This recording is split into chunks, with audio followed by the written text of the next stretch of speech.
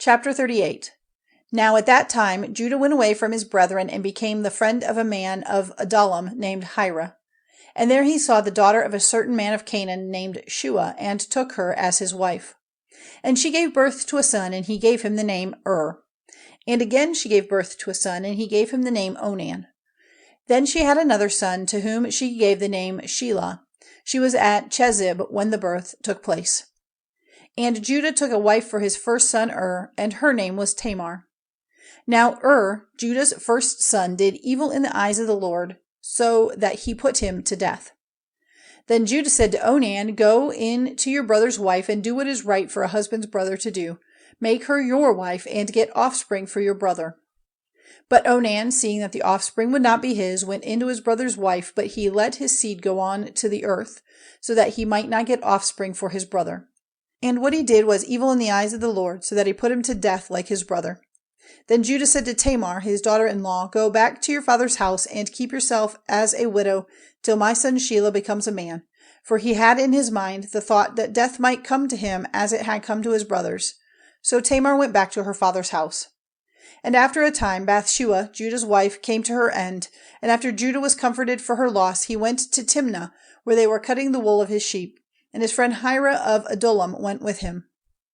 And when Tamar had news that her father-in-law was going up to Timnah to the wool cutting, she took off her widow's clothing, and covering herself with her veil, she took her seat near Enaim on the road to Timnah, for she saw that Shelah was now a man, but she had not been made his wife. When Judah saw her, he took her to be a loose woman of the town, because her face was covered. And turning to her by the roadside, he said to her, Let me come in to you, for he had no idea that she was his daughter-in-law. And she said, What will you give me as my price?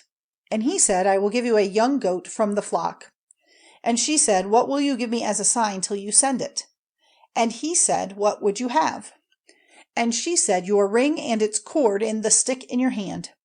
So he gave them to her and went in to her, and she became with child by him. Then she got up and went away and took off her veil and put on her widow's clothing.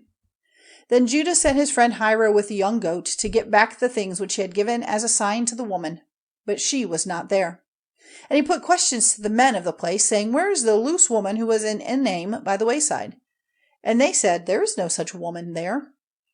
So he went back to Judah and said, I have not seen her, and the men of the place say that there is no such woman there. And Judah said, Let her keep the things, so that we may not be shamed. I sent the young goat, but you did not see the woman. Now about 3 months after this, word came to Judah that Tamar, his daughter-in-law, had been acting like a loose woman and was with child. And Judah said, Take her out and let her be burned. And while she was being taken out, she sent word to her father-in-law, saying, The man whose property these things are is the father of my child. Say then, whose are this ring and this cord and this stick?